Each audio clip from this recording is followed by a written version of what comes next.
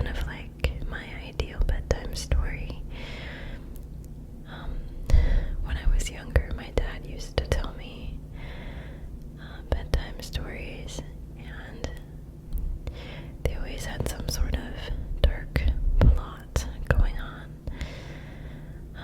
There's always some sort of, I don't know, evil thing lurking in the forest or something like that. But then, at the end, without any doubt, my dad would always, every single one of the characters would be saved by Jesus. And as beautiful as that is, even when I was a kid, I thought it was super lame. It's like, Dad, come on. Didn't anybody, die? Or didn't anybody become crazy or, evil or something? Like, that's kind of, life is more interesting when we have contrast in it.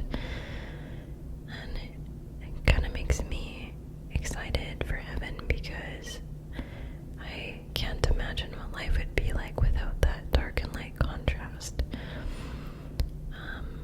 I think it's everything that the human soul wants, everything that we innately know that we need, but not something that we've experienced in its fullness here. So it's kind of like thinking about eternity, It's really hard for me to grasp what eternity is going to be like. It just kind of, my brain isn't wired for it, but at the same time, our hearts are. We grieve when someone passes because we know that it's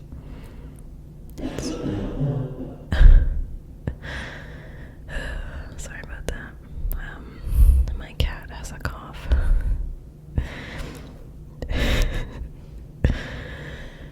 Anyway, let's just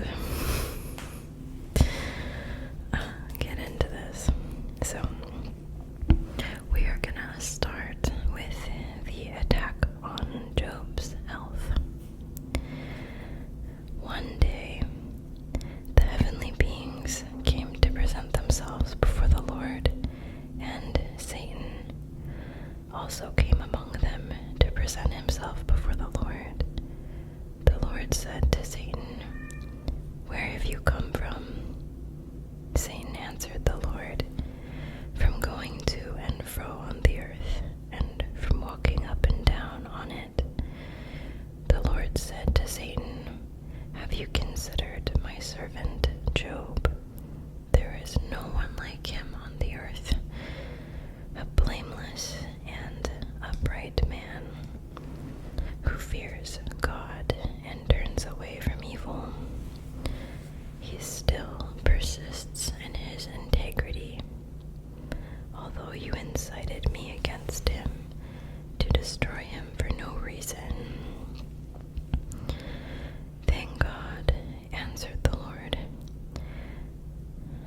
Then Satan answered the Lord, "Skin for skin, all that people have they will give to save their lives. But stretch out your hand now and touch his bone and his flesh, and he will curse you to your face." The Lord said to Satan, "Very well.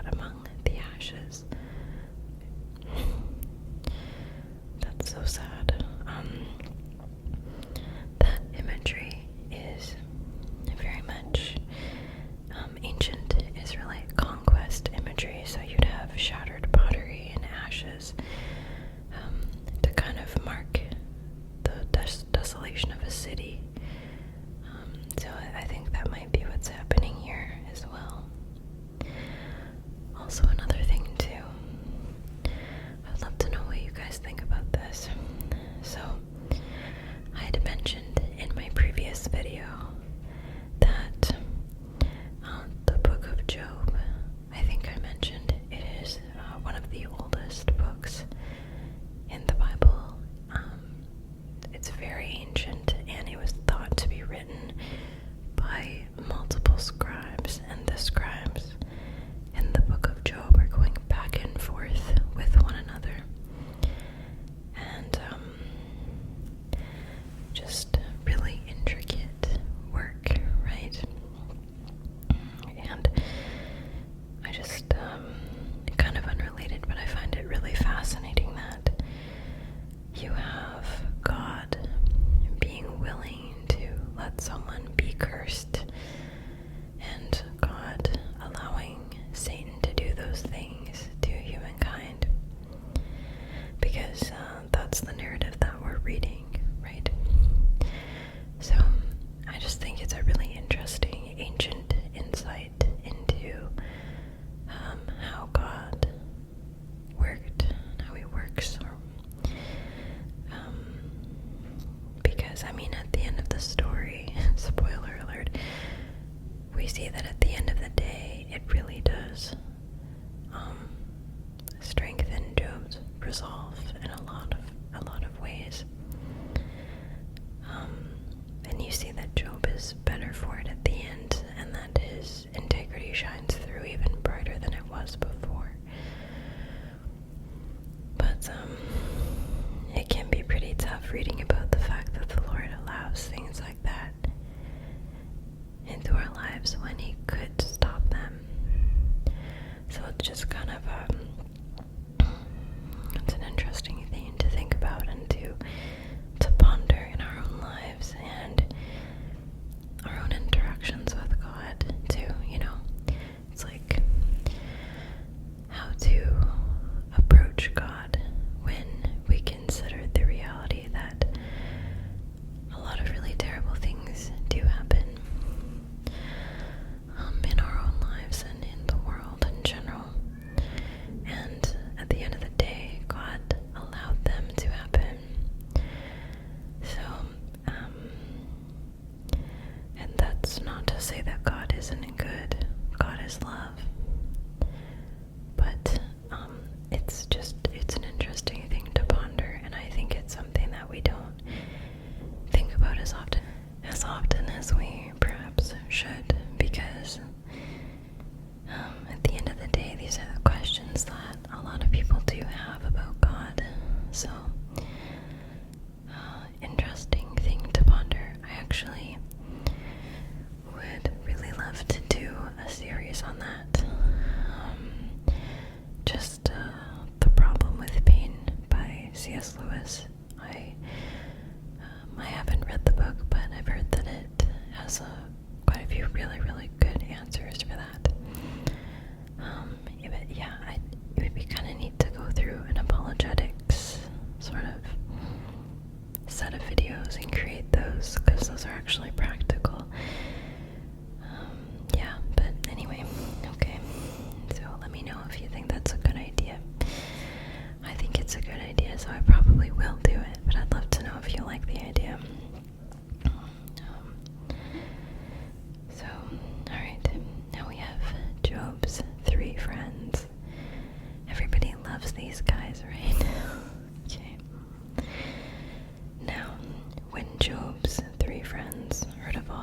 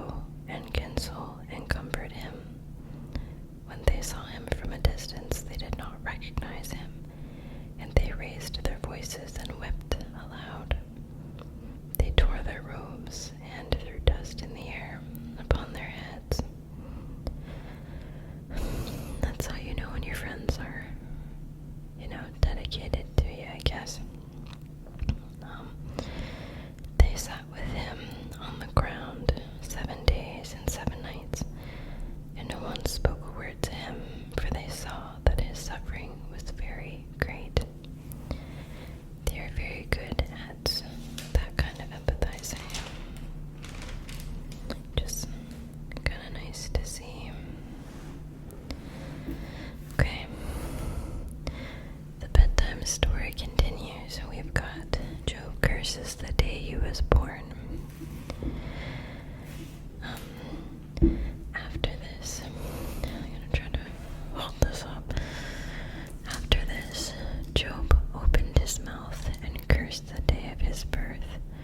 Job said, "Let the day perish in which I was born, and the night that said, a man-child is conceived." Sorry. Oh. I'm so sorry. I've never read that line. I know what the translators mean by a man-child, but a male child.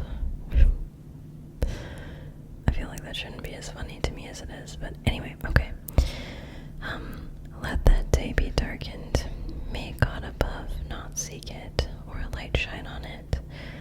Let gloom and deep darkness claim it. Let clouds settle upon it. Let the blackness of the day terrify it. That night let thick darkness seize it. Let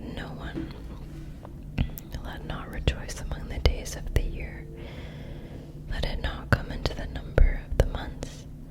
Yes, let that night be barren. Let no joyful cry be heard in it. Let those curse it who cursed the sea, those who are skilled to rouse up Leviathan.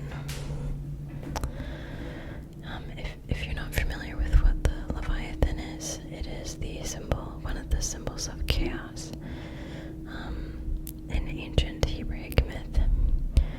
It's a chaos, kind of like the really, really loud motorcycles and cars that decide to drive by late in the evening because it's summer and they like to make other people's lives miserable. That kind of chaos.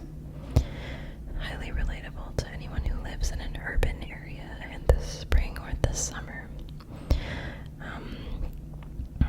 So anyway, Leviathan is chaos and twisting and turning and slithery lies, a bunch of stuff. Okay, let the stars of its dawn be dark. Let it hope for nights, but have none. May it not see the eyelids of the morning, because it did not shut the doors of my mother's womb and hide trouble from my eyes. Why did I not die at birth? Come forth from the womb and expire. Why were there knees to receive me, or breasts for me to suck? Now I would be lying down in quiet. I would be asleep, then I would be at rest. With kings and counselors of the earth who rebuild ruins for themselves. Kind of sounds like my poetry sometimes.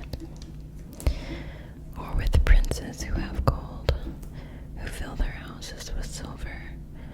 Or why was I not buried like a stillborn child, like an infant that never sees the light? It's so sad.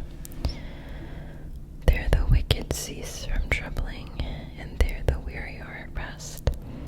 There the prisoners are at ease together, they do not hear the voice of the taskmaster. The small and the great are there, and the slaves are free from their masters. Why is light given to one in misery, and life to the bitter in soul who long for death, but it does not come, and dig for it more than hidden treasures, who rejoice exceedingly, and are glad when they find the grave? Why is light given to one who cannot see the way, whom God has fenced in? For my sighing comes like my bread, and my groanings are poured out like water. Truly the thing that I fear comes upon me, and what I dread befalls me. I am not at ease, nor am I quiet. I have no rest, but trouble comes.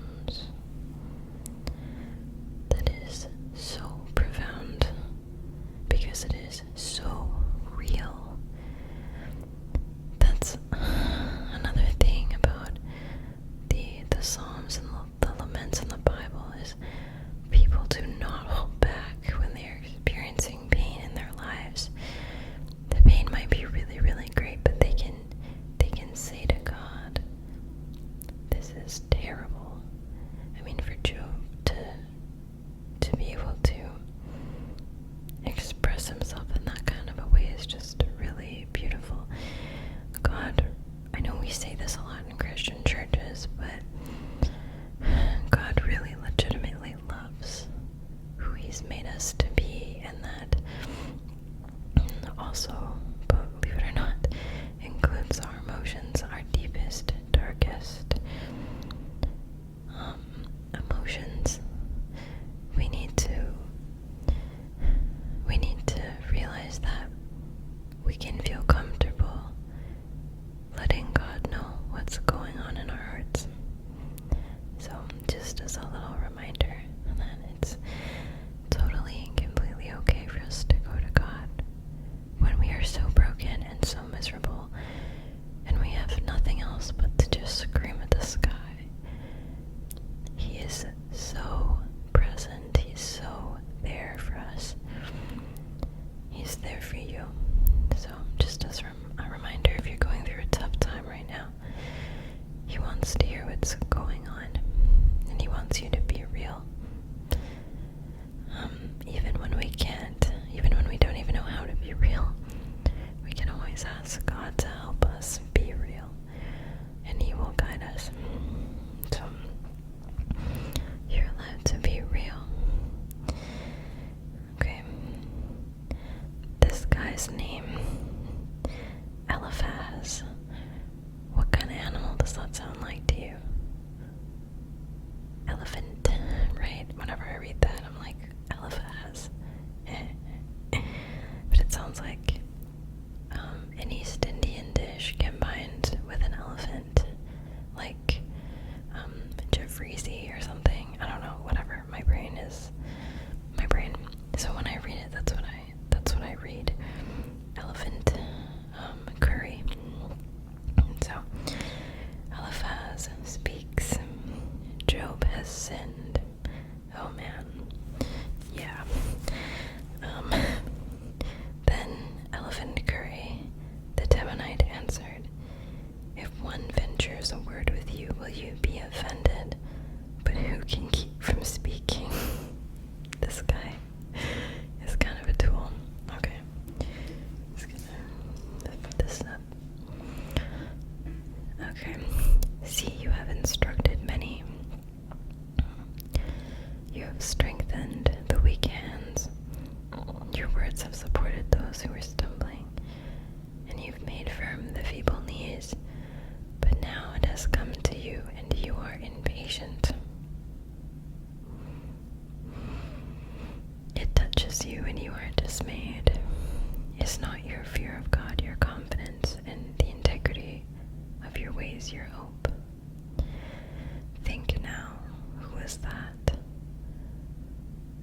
Think now who that was innocent ever perished, or when were the upright cut off? Oh my goodness. As I have seen, those who plow iniquity and sow trouble reap the same. By the breath of God they perish, and the blast of His anger they are consumed.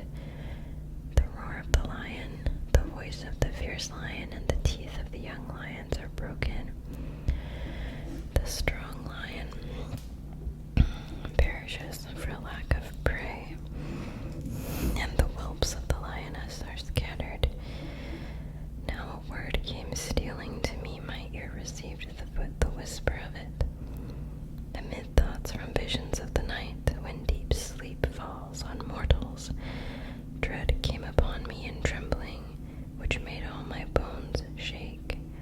A spirit glided past my face, the hair of my flesh bristled. It stood still, but I could not discern its appearance. A form was before my eyes. I love that he just dives into a horror story. He's like trying to explain to Job why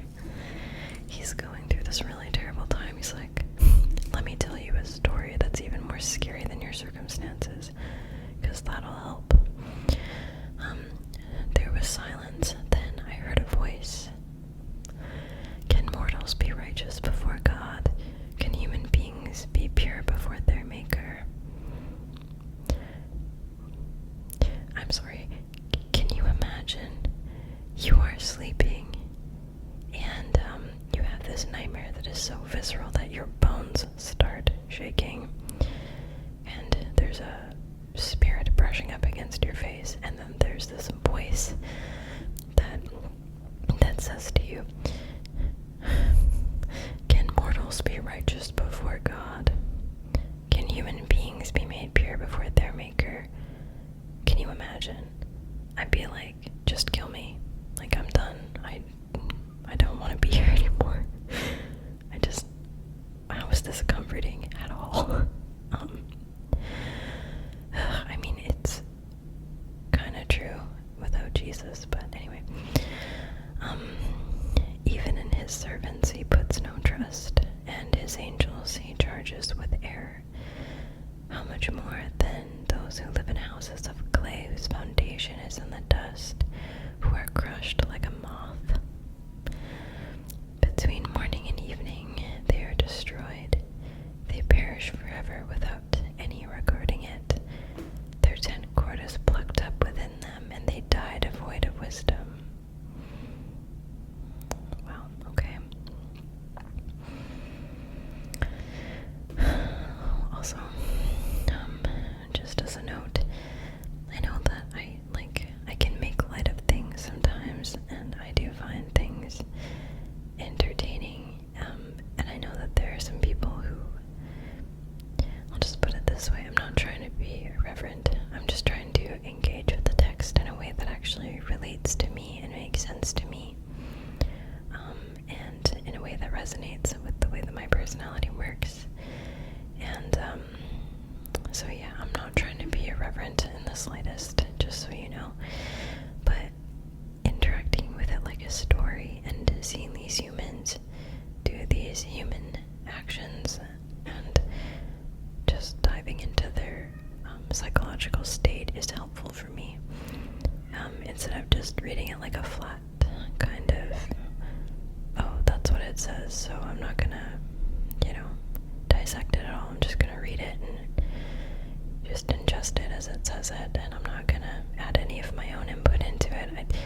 It's actually not the way that the Bible is supposed to be read in the first place. So anyway, I had someone comment a little while back, and they said something along the lines of they didn't like Job being or not Job, Jonah being referred to as a story, and in some ways that was offensive because it kind of made it seem more like a narrative than solid truth, and so I found that really interesting. My answer was, the Bible is a narrative. The whole Bible is a narrative. The whole Bible was written by a bunch of different human authors, and but my intent is never to be irreverent towards that. One of my goals is to honor the text as it stands, and to be able to interact with it in a way that actually makes sense, because we are interacting with the ancient authors, where they're coming from, and also our own lens and where we're coming from, and we're combining the two and making something beautiful. Because you would actually have, you probably know this already, but in ancient times, scripture wasn't read alone. It wasn't a solitary thing. It was something that people would do in a community. One person would read it out, and then they would have discussion about it afterwards, and they would debate things, and it was really a process of community, and we've kind of lost that a little bit. My cat's going insane. He's always insane. He takes after his mom. Me, his adopted mom. But yeah, we've in a lot of ways kind of, he's coming for me. Do you hear that? I'm gonna grab him. I'll bring him to the camera 1 second. What are you doing? Come here. Come on.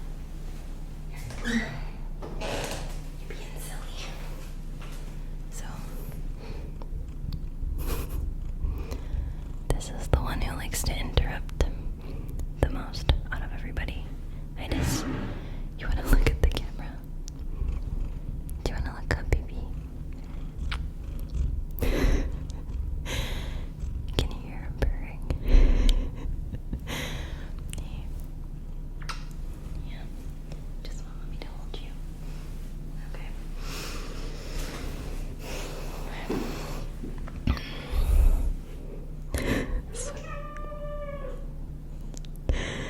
Sorry about that. He's got a mind of his own, that's for sure.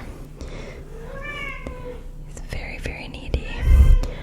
I don't think that he likes that I'm telling you a bedtime story before he gets told a bedtime story. So I'm gonna go tell my cat a bedtime story because I'm got issues. But anyway, one sec.